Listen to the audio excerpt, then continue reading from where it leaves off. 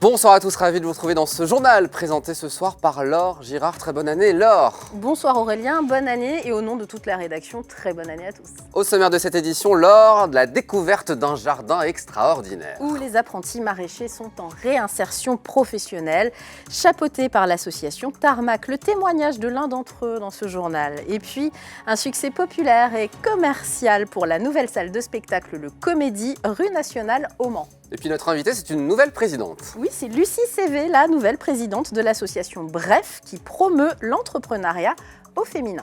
Laure, direction les jardins de Vaujoubert au Mans pour démarrer ce journal. Oui, 27 salariés en insertion travaillent dans ce site géré par l'association Tarmac. Ils apprennent le maraîchage, mais surtout à trouver une voie professionnelle. Hélène Galliana a recueilli le témoignage de l'un d'entre eux. C'est un endroit où plein de bons fruits et légumes poussent. Mais ici, au jardin de Vaujoubert, on fait bien plus que grandir les légumes. On aide les jardiniers à trouver leur voie. Les personnes qui arrivent chez nous sont en ce qu'on appelle en CDDI, donc en contrat à durée déterminée d'insertion. Ils ont un parcours maximum de 24 mois chez nous. Ils nous sont orientés par des travailleurs sociaux ou par des CIP qui ont identifié le métier de maraîchage bio comme étant en adéquation avec leur projet professionnel. Depuis cet été, Damien est en charge de préparer les paniers de légumes commandés par les particuliers. J'étais en cuisine pendant 10 ans. Suite à un souci de santé survenu pendant le Covid, j'ai dû revoir mes capacités, mes compétences. Et je suis tombé sur les jardins de Vaujoubert qui m'ont permis de faire ce tremplin. Là, j'ai repris confiance en moi. Je me suis découvert des compétences commerciales, le relationnel client, savoir me servir des outils de la bureautique aussi. Et j'étais jardinier avant d'arriver aussi, donc j'ai appris à connaître l'agriculture, le maraîchage et tout ce qui s'ensuit. Clairement, je ne serais pas là où j'en suis aujourd'hui.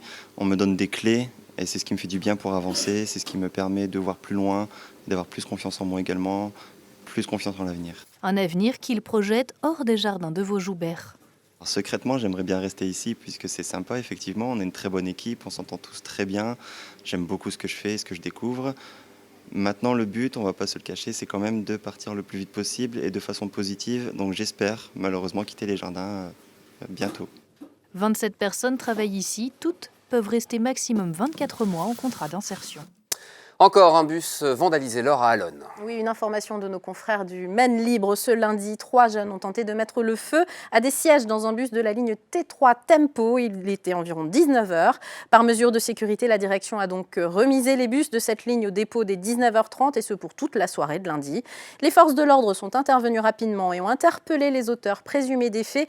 Des faits presque similaires ont eu lieu à la mi-décembre sur une ligne Tempo également. On ne sait pas encore s'ils ont été perpétrés à l'époque par les mêmes individus. Au chapitre justice, Laure, là aussi, des arrestations. Nous l'apprenons ce mardi via la procureure du Mans. Les enquêteurs ont interpellé 2 suspects et les ont mis en examen pour le meurtre perpétré sur le parking de la discothèque Le Pacha à Ruaudin le 10 décembre dernier.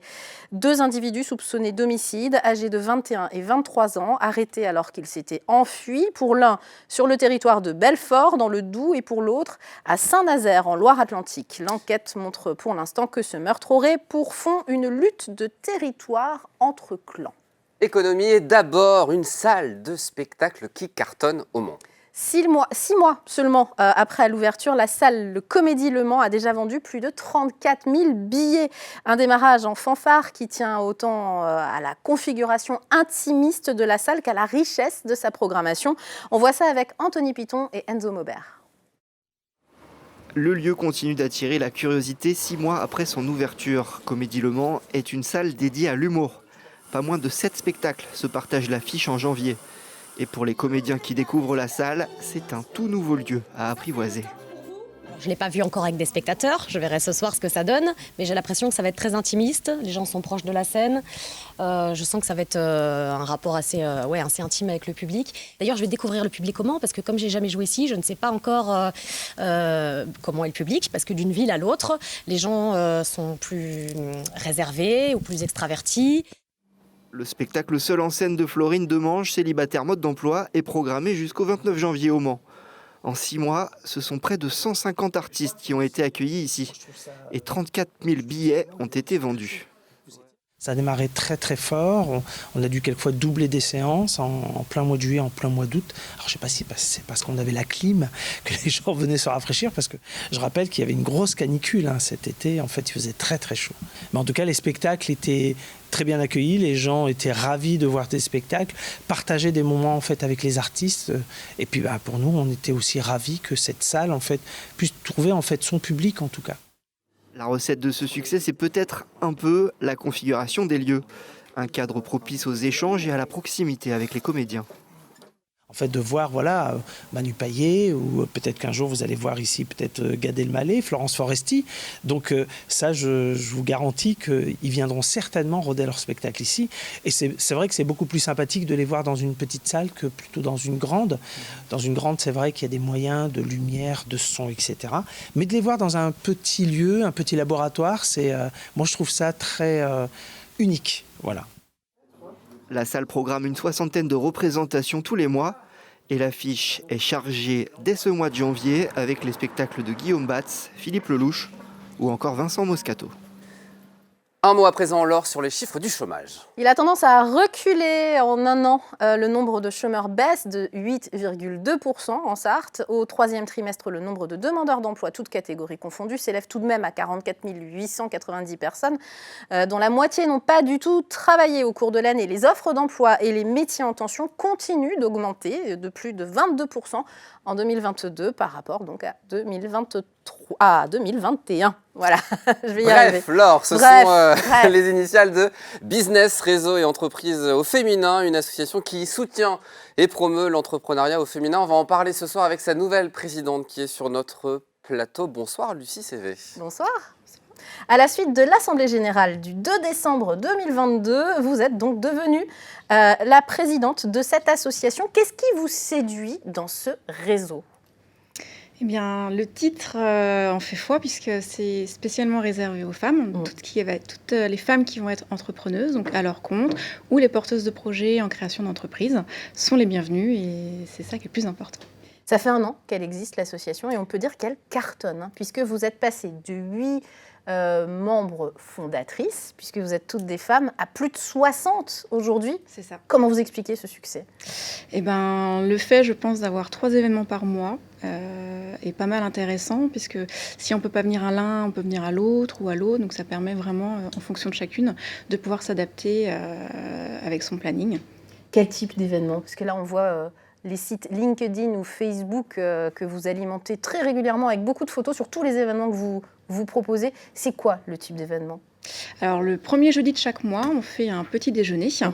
D'ailleurs, il y en a un ce jeudi-là. Le 5, je vais d'ailleurs le donner tout de suite, de 8h30 à 10h30. À la BGE, c'est le Bureau de gestion des entrepreneurs. C'est une structure également qui accompagne les porteurs de projets. Vous m'expliquiez ça. Allez, des Magnolias. Et si vous allez donc sur les comptes Facebook ou LinkedIn, vous allez pouvoir trouver encore le lien pour vous inscrire à ce petit déjeuner, pourquoi pas, du 5 janvier. Alors, des petits déj, c'est habituel ça, entre entrepreneurs, entrepreneuses, mais il y a des choses aussi très originales. Je voyais un atelier de tricot. Oui, on a osé aussi. En fait, ce qui se passe, c'est que chaque membre propose donc bénévolement en fait, d'animer un atelier sur le domaine sur lequel elle travaille. Qu'on a aussi comment pitcher son activité en 1 minute, comment arriver à concilier vie pro et vie professionnelle.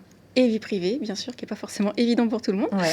Donc, il y a plein de sujets sur lesquels on peut parler, sur la prévoyance, j'en passe. Le visuel, aussi bien sur LinkedIn, Facebook, une carte de visite, tout ça. Tout est possible avec les adhérentes qui font partie de l'association. Et le profil de vos adhérentes, vous l'avez un petit peu évoqué, ce sont des entrepreneuses. C'est quoi comme type d'entreprise en général ? C'est des gens qui sont plutôt seuls, qui se lancent seuls, je veux dire, en entreprise ? Alors, la plupart du temps, effectivement, elles vont être seules. Ouais. Après, on est ouverte en fait à toute femme entrepreneur, puisque quand on est face à son ordinateur, au téléphone, on a besoin aussi d'un lien social. Et ça, c'est ce qui nous permet d'apporter justement, bref. Quoi, et c'est l'idée de départ, c'est créer du lien parce qu'on en a besoin quand on est chef d'entreprise et qu'on passe 20 heures à monter sa boîte. Être entre femmes, aujourd'hui, c'est encore une nécessité pour bon nombre d'entre nous. Je m'inclus là-dedans, et notamment en tant que chef d'entreprise, dans un monde d'hommes encore dans l'entreprise, peut-être? C'est qu'en fait, on a toutes des problématiques différentes et on s'y retrouve finalement en tant que femme, que ce soit pour promouvoir l'entrepreneuriat au féminin. On a besoin d'un lien justement, et le lien, quand on échange, quand on discute, avec un homme, on ne va pas forcément avoir les mêmes sujets de discussion qu'avec une femme. Ça va plus vite entre femmes, c'est ça? La discussion peut être plus rapide entre femmes. Ouais, c'est ça. Et il n'y a pas de frein, il n'y a pas de tabou. On va vraiment parler de tout.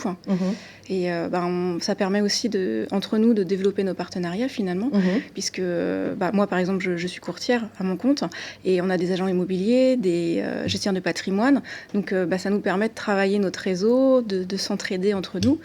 Et ça monte fort, je le disais, de 8 à plus de 60 en une année.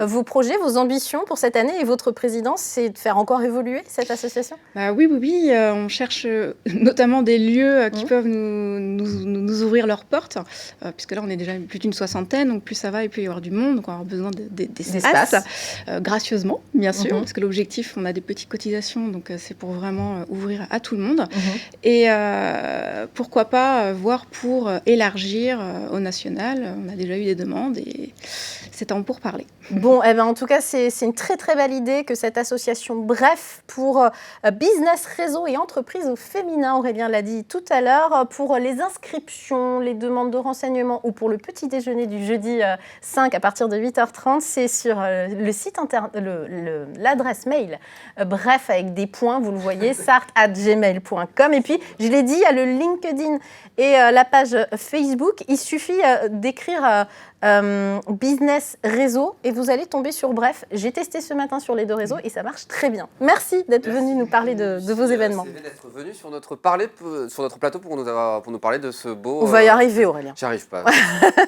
Du sport, allons-y. L'un part, l'autre arrive. D'abord en basket, le MSB prête Kenny Baptiste jusqu'à la fin de la saison au club de l'Élan Chalonnais. Le MSB indique dans un communiqué que ce joueur évolue au poste d'ailier et malgré son haut potentiel, il a souffert de la forte concurrence interne à son poste en début de saison. Bref, un joueur, ça doit jouer. Donc le voilà parti en Pro B et en Bourgogne jusqu'à la fin juin. Et puis une recrue au Mans FC. Oui, rapidement. Iyad Mohamed, milieu défensif âgé de 21 ans, nous est prêté jusqu'à la fin de la saison par le Stade Malherbe de Caen.